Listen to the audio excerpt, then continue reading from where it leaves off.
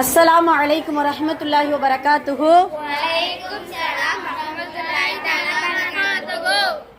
இன் அல்ஹம்துலில்லாஹி ரப்பில் ஆலமீன். எல்லா புகழும் இறைவனுக்கே. அல்லாஹுடைய அன்பும் அருளும் என் பெருமானார் ரசூலை கரீம் ஸல்லல்லாஹு அலைஹி வஸல்லம் அவர்கள் மீதும் நம் அனைவரின் மீதும் உண்டாவதாக. அல்ஹம்துலில்லாஹ். அல்லாஹுடைய கிருபையினால நம்ம ஜும்மாவுடைய நாளில் நம்ம இருக்கிறோம். அல்ஹம்துலில்லாஹ். நமக்கு எல்லாருக்குமே தெரியும், ஜும்மாங்கிறது அல்லாஹுவால் தேர்ந்தெடுத்து முஸ்லீம்களுக்கு கொடுக்கப்பட்ட ஒரு அற்புதமான நாள். சரிங்களா? உங்களுக்கு தெரியும் நினைக்கிறேன், சனிக்கிழமை ஞாயிற்றுக்கிழமை என்பது பார்த்தீங்கன்னா கிறிஸ்தவர்களுக்குரிய நாள் ஞாயிற்றுக்கிழமை. உங்களுக்கு தெரியும் இல்லையா? கிறிஸ்தவர்களுக்கு அப்படின்னு சொன்னால் ஞாயிற்றுக்கிழமை தான் பார்த்தீங்கன்னா அவங்களுக்கு ஃபுல்லாக கிறிஸ்டின் போய் அது என்னது சர்ச்சுக்கு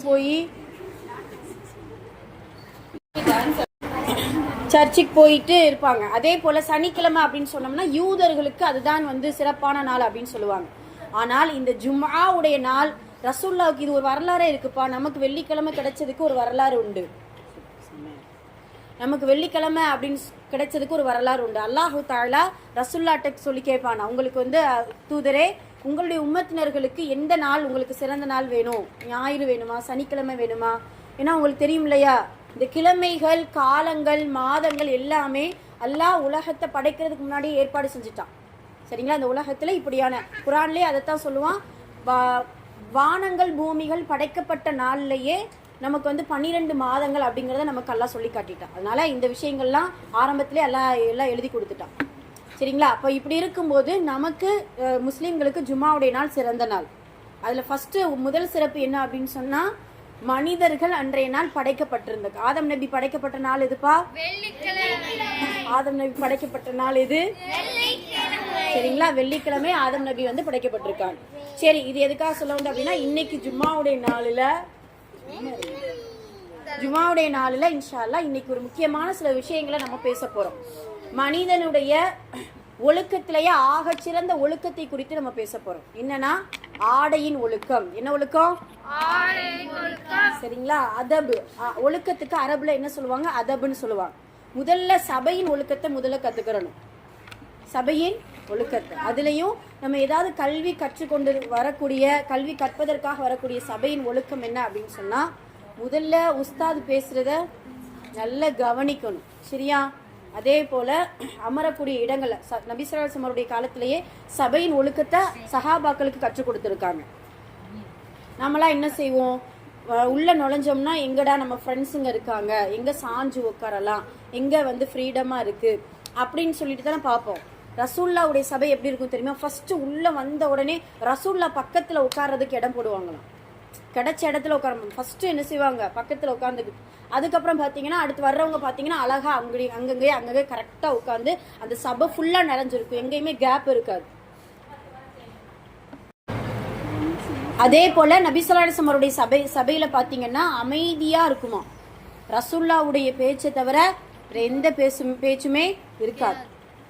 அதே போல அவங்க சொல்லக்கூடிய விஷயத்த ரொம்ப கவனமா கேட்கணும். இன்னொன்னு என்ன அப்படின்னா, அல்லாஹுடைய வார்த்தையை பேசும்போதும் அல்லாஹுடைய தூதரின் வார்த்தையை பேசும்போது நம்மளுடைய வார்த்தையை நம்ம முன் வச்சோம் அப்படின்னா அது அதுக்கு கொடுக்கக்கூடிய, குர்ஆனுக்கு கொடுக்கக்கூடிய கண்ணியம் கிடையாது. சரிங்களா? அதனால நல்ல முறையில சபையின் ஒழுக்கத்தை முதல்ல புரிஞ்சுக்கிறோம். இன்னைக்கு நம்ம ஆடையின் ஒழுக்கத்தை குறித்து பார்க்க போறோம். குர்ஆன்ல அல்லாஹு தஆலா ஆடையை நமக்கு நிஅமத்தா சொல்லி கொடுக்குறான். உங்களுக்கு விலங்கினக்கெல்லாம் யாருக்காவது ஆடை இருக்கா? ட்ரெஸ் எல்லாம் கிடையாது. நாய்க்கான மனுஷன் ட்ரெஸ் போட்டு விடுறான். அவன் பெட்டா வளர்க்குற நாய்க்கு யானைக்கெல்லாம் என்ன செய்யுது? சட்டையை தச்சு போட்டு விடுறாங்க. அப்படியெல்லாம் இருக்குது. அமைதியாரு. சரி, அதனால ஆடை என்பது மனிதர்களுக்கு கொடுக்கப்பட்ட அற்புதமான ஒரு நிஅமத், அருள்கொடை. சரிங்களா? ஆடை இல்லாம நம்ம இருந்தோம்னா எவ்வளவு பெரிய ஒரு இதா இருக்கும், அசிங்கமான ஒரு இது. அதனால அல்லாஹு தஆலா ஆடையை நமக்கு கொடுத்திருக்கா. சரி, இந்த ஆடை இந்த துன்யாவுல எப்படி வந்தது அப்படிங்கிறதுக்கு ஒரு வரலாறு உண்டு. நல்லா கவனிங்க. அல்லாஹ் குர்ஆன்ல இந்த ஆடையை பத்தி எப்படி சொல்றான்னா, ஆதமின் மக்களுக்கு, அதாவது மனித சமுதாயத்திற்கு நாம் ஆடையை இறக்கினோம்னு சொல்றான். அந்த வார்த்தையை கவனிச்சிங்களா? குர்ஆன் அல்லாஹ் இறக்கலாம், மலையை இறக்கலாம், ஆடை இறக்குனானா? நஸலங்கிற வார்த்தைய ஆடைக்கு பயன்படுத்தி இருக்கிறான். நஸல அன்ஸல அப்படின்னா என்ன அர்த்தம்? இறக்கினோம் அப்படின்ட்டு அர்த்தம். நஸல்னா அப்படின்னு சொல்லிட்டு உங்களுக்கு புரியுற மாதிரி சொல்லணும்னா இன்னா அன்ஸல்நாஹு ஃபீ லைலத்துல் கத்ர் வருதா, நிச்சயமாக நாம் லைலத்துல் கத்ரில் குர்ஆனை நாம் இறக்கினோம் அப்படிங்கறத அல்லாஹ் சொல்றான். அப்ப ஆடையை என்ன அல்லாஹ் இறக்குனானா என்ன அர்த்தம்? அங்க வானத்துல இருந்து அப்படியே ஆடை கயிறு கட்டி இறக்குனான்னு அர்த்தமா? எப்படின்னா இதுக்கு ஒரு வரலாறு, அழகான வரலாறு உண்டு. ஆதம் அலைஹிஸ்ஸலாம் அவர்கள் அல்லாஹ் துன்யாவில் இறக்குனானா அப்போ என்ன செய்யறாங்கன்னா, ஆதம் அலைஹிஸ்ஸலாம் அவர்கள் அந்த சிருஷ்டியை ரிவைஸ் பண்ணி பாருங்க. என்னன்னா ஆதம் அலைஹிஸ்ஸலாம் அவர்கள் வந்து அந்த சொர்க்கத்து கனியை சாப்பிட்ட உடனே அவங்களுடைய மறை உறுப்புகள் என்ன செஞ்சிச்சு, வெளியே தெரிய ஆரம்பிச்சிச்சு. இப்போ அல்லாஹு தஆலா ஆதம் அலைஹிஸ்ஸலாம் அவங்க என்ன செய்யறாங்க, இலைதலைகளை வச்சு அவங்களுடைய ஆதம் ஹவா 2 பேருமே இலைதலைகளை வச்சு அவங்களுடைய ஆடை இது மறைவான உறுப்புகளை மறைச்சுக்கிறாங்க. அதோடு மறைவான உறுப்பை இலைதலைகளை கொண்டு மறைத்து கொண்டு இருந்த அந்த இதுவாவே அந்த உடலோடு அந்த ஆடையோடு அல்லாஹு தாலா ஆதம் அலைஹிஸ்ஸலாம் அவர்களை இறக்கினான். அந்த உலகத்துல ஆடையின்றி இறக்கல, அவங்க தயாரித்து கொண்ட இலைதலைகளை கொண்ட ஆடையை கொண்டு இறக்கினான். அதை பார்த்த மக்கள், அவங்களுடைய சந்ததிகள் வருவாங்க இல்லையா, அதை பார்த்த மக்கள் அந்த ஆடையை இலையை தவிர்த்து விட்டு நூல்களை துணிகளை வச்சு என்ன செஞ்சாங்க, நெய்ய ஆரம்பிச்சுதான் ஆடைகள் முழுமையாக்கப்படுது. அழகான ஆடையா, பெண்களுக்கு தனியா, ஆண்களுக்கு தனியா, சின்ன பிள்ளைங்களுக்கு தனியா அப்படின்னு சொல்லிட்டு ஆடைகள் பரிணாமங்கள் அடையப்படுது. அப்ப கரெக்டு தானே, அல்லாஹ்வுடைய வார்த்தை கரெக்டு தானே. குர்ஆனை எப்படி இறக்கினானோ அதே போல ஆடையை அல்லாஹ் என்ன செஞ்சான், ஆதம் அலைஹிஸ்ஸலாம் அவர்கள் மூலமாக இறக்கினான் அப்படிங்கிறது நமக்கு தெரிய வருது.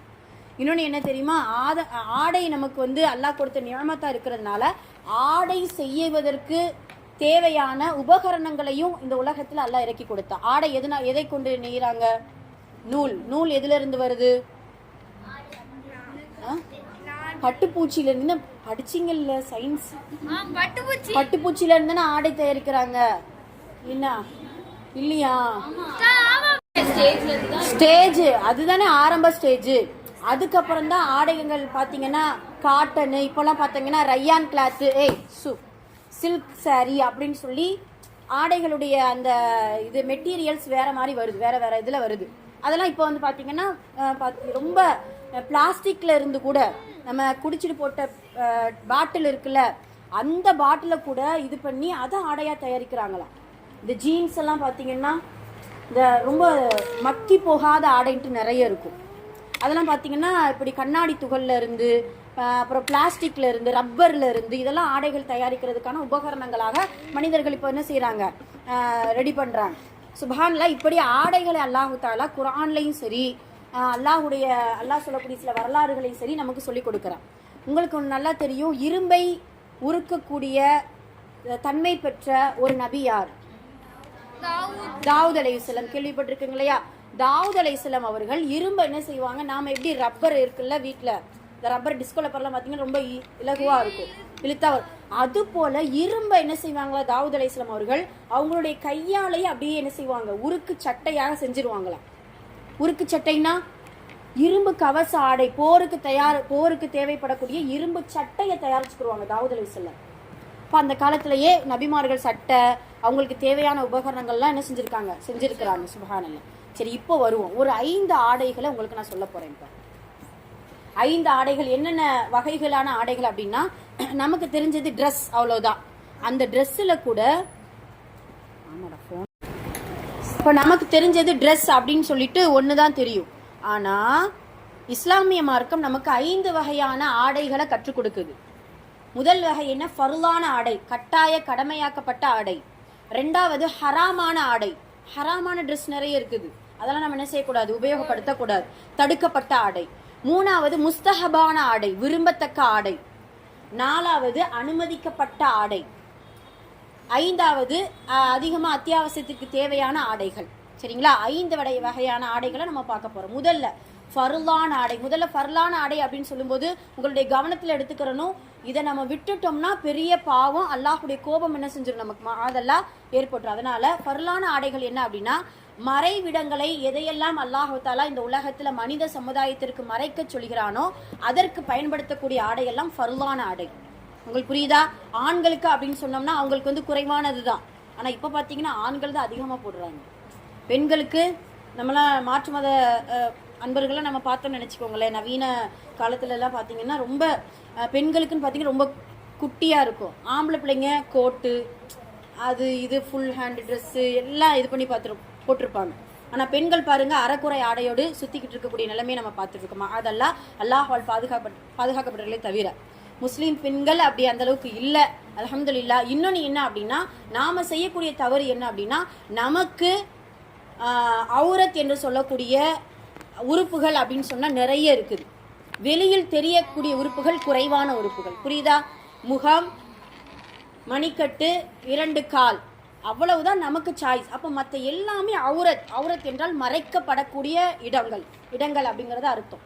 அப்போ இதை தவிர்த்து விட்டு நாம் வெளியில் மற்ற இடங்களில் மற்ற உறுப்புகளை நம்ம வெளியில் காட்டுறோம் அப்படின்னா அதெல்லாம் அது மிகப்பெரிய ஒரு பாவத்திற்குள்ளாக்கப்படுது. அப்போ ஃபர்லான ஆடை பெண்களுக்கு என்ன அப்படின்னா, எதையெல்லாம் பர்தா என்கின்ற அந்த ஆடைக்குள்ளே நம்ம மறைக்கணுமோ அது எல்லாமே ஃபர்லான ஆடைகள் தான், சரிங்களா? அதே போல் வீட்லையும் சரிங்க பிள்ளைங்களா, நீங்கள் வீட்லையும் இந்த மாதிரியான அதபுகள் ஒழுக்கங்களை நம்ம கடைபிடிச்சுக்கிறணும். வீட்டில் நம்ம பேரண்ட்ஸ் தானே, நம்ம அத்தா தானே, நம்மளுடைய தம்பி தானே, நம்மளுடைய அண்ணன் தானே அப்படின்னு சொல்லிட்டு நாம் என்ன செய்யறது, கேஷுவலாக இது பண்ணி இருக்கக்கூடாது. முடிந்த அளவு நம்ம என்ன செய்யணும், பெரிய பிள்ளைய குட்டி பிள்ளைங்களா இருக்கிறது ஒரு வேற விஷயம். நீங்கள் பாலிகான பின்னாடி, பருவ வயது அடைஞ்ச பின்னாடி, ஏஜ் அட்டன் பண்ண பின்னாடி நீங்கள் இன்ஷா அல்லாஹ் உங்களுடைய தந்தை முன்னாடி நின்னாலும் சரி, உங்களுடைய அண்ணன் தம்பிங்களுக்கு முன்னாடி நின்னாலும் சரி, நம்ம என்ன செய்யணும், கொஞ்சம் அதபோடு இருக்கணும், சரிங்களா? ஒழுக்கத்தோடு இருக்கணும். அதாவது அதிகமாக நம்ம முன்னாடி என்ன செஞ்சுருக்கணும், ஷால் போட்டுக்கிறணும். குனியும் போது நிமிரும் போது கரெக்டான முறையில் நம்ம என்ன செஞ்சுக்கிறணும், இருந்துக்கிறோம். அது நமக்கான ஒழுக்கங்கள். அதே போல் ஆண்களுக்கு ஃபர்லான ஆடை என்ன அப்படின்னு சொன்னால் உங்களுக்கு குறைவானது தான். அதாவது கழுத்துக்கு கீழே, அதே போல் முட்டுக்கு மேலே, அவ்வளோதான் அவங்களுடைய ஆடையே. அதுலேயும் பார்த்தீங்கன்னா இடுப்புக்கு கீழே முட்டுக்கு மேலே, அவ்வளோதான் அவங்களுடைய மறைவிடமே, வேற ஒன்றுமே இல்லை அவங்களுக்கு. இருந்தாலும் இப்போ பசங்கள்லாம் பார்த்தீங்கன்னா நல்ல ட்ரெண்டிங்காக இப்போ பார்த்தீங்கன்னா ஃபுல் ஹேண்டு டிஷர்ட்டு என்ன அந்த மாதிரி கோட்டு இந்த மாதிரி நல்ல ஆடைகளோடு தான் இருக்கிறாங்க. இருந்தாலும் அவங்களுக்கும் சில ஆடைகள் ஹராமாக்கப்பட்டிருக்குமா, அதெல்லாம் பாதுகாக்கணும். அதுலேயும் என்னென்னங்கிறத நம்ம தெரிஞ்சுக்கிறோம். ஃபர்லான ஆடை புரிஞ்சிச்சா? அல்ஹம்துலில்லாஹ். அதை முதல்ல நம்ம கடைபிடிச்சுக்கிறோம். 2வது ஹராமான ஆடை. அது என்ன ஹராமான ஆடை? ஆண்களுக்கு என்ன ஹராமான ஆடை அப்படின்னு சொன்னா பட்டு. என்ன ரசூல் ஸல்லல்லாஹு அலைஹி வஸல்லம் அவர்கள் ஒரு நாள் என்ன செய்யறாங்க, நபி ஸல்லல்லாஹு அலைஹி வஸல்லம் ஒரு கையில தங்கத்தையும் ஒரு கையில பட்டு துணியை வச்சுட்டு ரசூலுல்லாஹ் சொல்லுவாங்களா, என்னுடைய உம்மத்தினுடைய ஆண்களுக்கு இந்த 2 விஷயமும் ஹராமாக்கப்பட்டுள்ளதுன்னு சொல்லுவாங்க, தங்கமும் பட்டும்.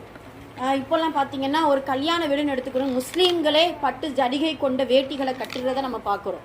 நம்ம வீட்டில் எல்லாருமே முதல்ல நம்ம பேரண்ட்ஸுக்கு, நம்மளுடைய பிரதர்ஸுக்கு என்ன செய்யணும், நம்ம தான் முதல்ல சொல்லணும். இன்ஷா அல்லாஹ் உங்களுக்கு சட்டம், இஸ்லாமிய சட்டம் தெரியலைனாலும் நம்ம தான் என்ன செய்யணும், இன்ஷா அல்லாஹ் சொல்லிக் கொடுக்கணும். அதே போல் நீங்கள் என்ன செய்யணும், பட்டுகளை முழுமையாக தவிர்த்துக்கிறணும். அதே போல் தங்கம், சின்ன வயசுல இருந்தேப்பா நீங்கள் அதாவது வீட்டில் அம்மா அத்தை சொல்கிறதெல்லாம் நீங்கள் கேட்டிருப்பீங்க. சின்ன பிள்ளைகளுக்கு தங்க செயின், ஆம்பளை பிள்ளைகளுக்கு தங்க செயின் போட்டு விடுவாங்க, தங்க மோதிரம் போட்டு விடுவாங்க. என்னன்னா சும்மா ஒரு ஆசைக்கு தானே, சின்ன பிள்ளைக்கு என்ன தெரியும். அதெல்லாம் இஸ்லாமிய மார்க்கம் ஹராம்னு சொல்லிருச்சு அப்படின்னா அது பிறந்த குழந்தையிலிருந்து இறக்குற வரைக்கும் அது ஹராம் தான். அது சின்ன பிள்ளைங்க பெரிய பிள்ளைங்க ஆஸ்திக்கு எதுக்கும் என்ன செய்யக்கூடாது, அதை யூஸ் பண்ணவே கூடாது. அதனால பட்டையும் தங்கத்தையும் ஆண்கள் அணியவே கூடாது, அதை முற்றிலும் தவிர்த்துக்கிறணும். ரசூலுல்லாஹ் இன்னொரு எச்சரிக்கையான விஷயம் சொல்லியிருக்காங்க. என்னன்னா, நாம இந்த உலகத்துல எதெல்லாம் ஹராமானதை நம்ம ஹலால் ஆக்கிக்கிறோமோ, இப்ப நாம பட்டையும் தங்கத்தையும் ஆண்கள் அனுபவிச்சுக்கிறாங்க அப்படின்னு சொன்னா மறுமையில அவங்களுக்கு அது ஹராம் ஆயிரும். அதெல்லாம் சொர்க்கத்துல முழுக்க அந்த சொர்க்கவாசிகளுக்கு என்ன ஆடை தெரியுமா, பட்டாடை தான். அந்த ஆடையில அல்லாஹு தாலா தங்கம் வெள்ளி அப்படியே முத்துக்கள் பதிக்கப்பட்ட பச்சை நிற முத்துக்கள் பதிக்கப்பட்ட ஆடைகளை என்ன செய்யற அல்லாஹ் சொர்க்கவாசிகளுக்கு கொடுக்கிறான். ஆண்களுக்கு நான் 1000 தடவை சொல்றேன்ல, பெண்களுக்கு கிடையாது. என்ன வேணும், பெண்களுக்கு இது எல்லாமே ஹலால் தான். நம்ம எவ்வளவு தங்கம் வேணாலும் என்ன செஞ்சுக்கிறலாம், போட்டுக்கிறலாம். ஆனா வெளியில போகும் பொழுது ஆபரணங்கள் கூட நமக்கு பர்தாவில் இருக்கணும், பர்தாவில் அடங்கி இருக்கணும். வெளியில தங்கங்கள் நல்லா தெரிகிற மாதிரி ஒரு சில பேர் இப்போ ஒரு ரீசெண்டாக ஒரு கல்யாணத்தில் பர்தா போட்டிருக்க அந்தம்மா அதுக்கு மேலே செயின் போட்டு வருது. இறைவா முடியல, அப்படியே தகன்னு நல்லா பாதுகாக்கணும். என்ன பருதா அப்படியெல்லாம் என்ன செய்யக்கூடாது, போடக்கூடாது. சரிங்களா? நமக்கு ஹலாலாக இருக்குது அப்படின்னா நம்ம வீட்டுக்குள்ளே நம்ம மகரமான ஆண்கள் இருக்கும்போது நம்ம அதை வந்து இது பண்ணிக்கிறலாம். அதே போல் பட்டு சேலை, பட்டில் என்ன ட்ரெஸ் வேணாலும் பெண்கள் என்ன செஞ்சுக்கிறலாம், எடுத்துக்கிறலாம். அல்ஹம்துலில்லாஹ். சரி, இப்போ 2 ஆடைகள் நான் சொல்லிட்டேன். ஃபர்லாக்கப்பட்ட ஆடை, ஹராமாக்கப்பட்ட ஆடை. ஆண்களுக்கு சொல்லிட்டேன். பெண்களுக்கு சில ஹராமாக்கப்பட்ட ஆடை இருக்குது. என்ன? மெல்லிச ஆடை. மெல்லினமா ரொம்ப உடல் பாகு தெரியக்கூடிய அளவுக்கு, உடல் உறுப்புகள் தெரியக்கூடிய அளவுக்கு நம்ம என்ன செய்யக்கூடாது, ரொம்ப மெல்லிசான ஆடை போடக்கூடாது.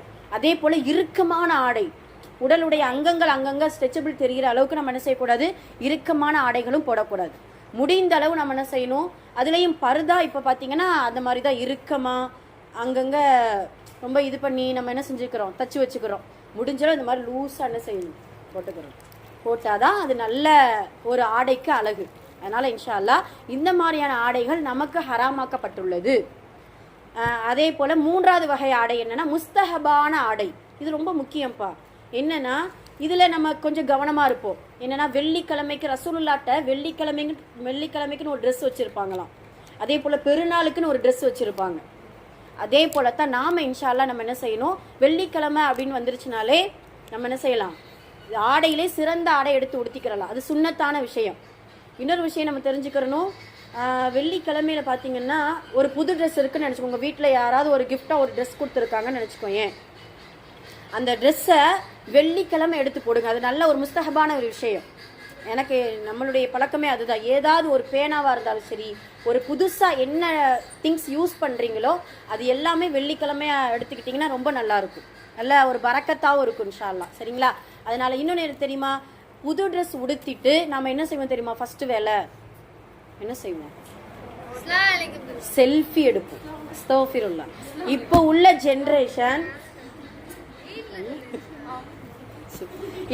ஜென்ரேஷன் புது ட்ரெஸ் போட்டால் செல்ஃபி எடுக்கிறீங்க. ஆனால் முன்னொரு காலத்தில் நம்மளுடைய தாதிமா நானிமாலாம் என்ன செய்வாங்க தெரியுமா, புது ட்ரெஸ் போட்டால் 2 ரக்காய் தொழுக சொல்லுவாங்க. சுப்ஹானல்லாஹ். ஆடை கொடுத்த இறைவனுக்கு அதுதான் நன்றி. செல்ஃபி எடுத்து என்ன பிரயோஜனம், 4 பேருக்கு அப்படியே போட்டு சூப்பர் க்யூட்டாக இருக்கல ட்ரெஸ்ஸு. இன்னொன்று என்ன தெரியுமா, அதை நீங்கள் நோட் பண்ணுங்கள், ட்ரெஸ்ஸு நல்லா இருக்குன்னு தான் சொல்லுவாங்களே தவிர நம்ம நல்லா இருக்குன்னு சொல்ல மாட்டாங்க. கரெக்டு தானே? இது எதுக்கு நமக்கு தேவையில்லாதது. அதனால் இன்ஷா அல்லாஹ் நல்ல புது ட்ரெஸ் போடுறீங்க அப்படின்னு சொன்னால் வெள்ளிக்கிழமையில போடுங்க. அப்படி போட்டிங்க அப்படின்னா அல்லாவுக்கு 2 ரக்காய் சுக்ரியா நஃபில் என்ன செய்யணும், இன்ஷா அல்லாஹ் தொழுதுக்கிறணும். அப்படி தொழுதிங்கன்னா அதிகமாக உங்களுக்கு ஆடையில் பரக்கத் கிடைக்கும். எல்லாருக்குமே புது ட்ரெஸ் அதிகமாக இருக்கணும்னு ஆசை இருக்குது இல்லை, போட்ட ட்ரெஸ்ஸே திரும்ப போட்டோம்னு நினச்சிப்பே. இப்போ நீங்கள் பாருங்களேன், ஒரு பீரோவில் உங்கள் பீரோவில் திறந்து என்ன இது எதை தான் போட அந்த இது இருக்குல்ல, எவ்வளோ ட்ரெஸ் இருந்தாலும் அது என்னன்னா பரக்கத்தின்மை. நம்ம அதிகமாக அல்லாவுக்கு நன்றி செலுத்தலை, ஆடைக்கு நன்றி செலுத்தலை, ட்ரெஸ்ஸுக்கு நன்றி செலுத்தலை.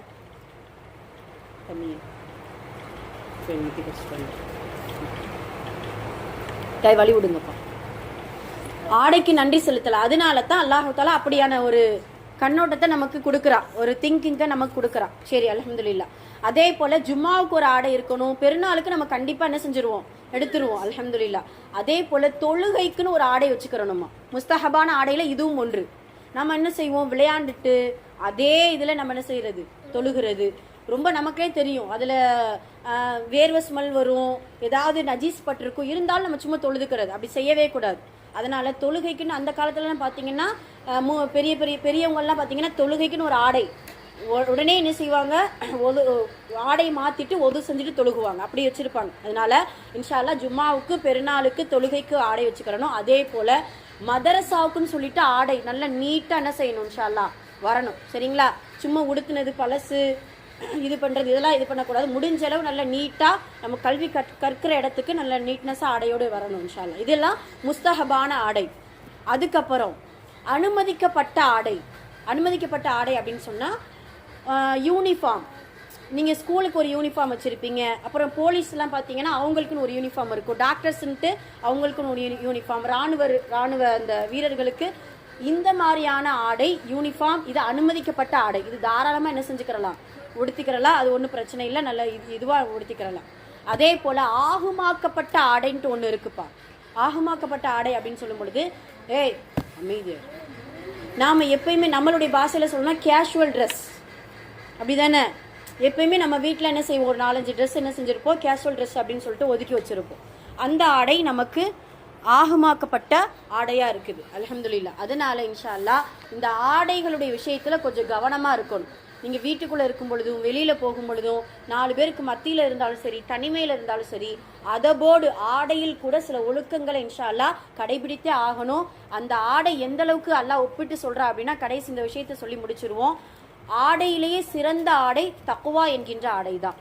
நீங்க இந்த ட்ரெஸ்ஸை நல்ல முறையில போட்டீங்கன்னா, ஏன்னா ஆடை நமக்கு என்னென்னப்பா செய்யுது, என்ன பெனிஃபிட் கொடுக்குது, நம்மளுடைய மானத்தை மறைக்குது, நமக்கு கண்ணியத்தை கொடுக்குது, நமக்கு அழகு கொடுக்குது, நமக்கு அலங்காரத்தை கொடுக்குது. அல்லாஹ் குர்ஆன்ல இதெல்லாம் சொல்றா. ஆடையுடைய ஒரு தன்மையா இதெல்லாம் சொல்றா. அப்ப இதே விஷயம் இரையச்சமும் நமக்கு கொடுக்குது. இரையச்ச ஆடை தான் ஆக சிறந்த ஆடை. எங்க போனாலும் எப்படி ஆடையோடு நம்ம இருக்கிறோமோ, ட்ரெஸ்ஸோடு இருக்கிறோமோ, அதே போல எங்க சென்றாலும் நம்ம என்ன செய்யணும், இரையச்சத்தோடு இருக்கணும். அந்த இரையச்சம் ஒரு ஆடையாக நம்ம போர்த்திக்கிட்டோம் அப்படின்னா நமக்கு பாவம் செய்ய தோணாது, நம்ம எந்த பாவம் செய்ய மாட்டோம், நம்ம தவறான விஷயங்களை ஈடுபட மாட்டோம், அதே போல தவறான விஷயம் நம்ம இடத்துல வராது. அதனால இன்ஷா அல்லாஹ் இரையச்சம் என்கின்ற ஆடையை இன்னும் அதிகமா மற்ற ட்ரெஸ்ஸை விட இதை கொஞ்சம் கவனப்படுத்தணும் இன்ஷா அல்லாஹ். சரிங்களா? அதனால ஆடையுடைய ஒழுக்கத்துல ரொம்ப கவனமா இருக்கணும். ஆண்களுக்கு சில ஹராமாக்கப்பட்ட ஆடையை தவிர்த்துக்கிறணும், பெண்களுக்கு சில ஹராமாக்கப்பட்ட ஆடையை தவிர்த்துக்கிட்டு முஸ்தஹபான, வாஜிபான, ஃபர்லான ஆடைகள்ல இன்ஷா அல்லாஹ் கொஞ்சம் கவனம் செலுத்துங்க. அல்லாஹ் தஆலா எல்லா விதமான ஒழுக்கங்களையும் பெற்ற பிள்ளைகளாக வளர இன்ஷா அல்லாஹ் நம் அனைவருக்கும் அல்லாஹ் கிருபை செய்வானாக. ஆமீன். அஸ்ஸலாமு அலைக்கும் ரஹ்மத்துல்லாஹி வபரகாத்துஹு.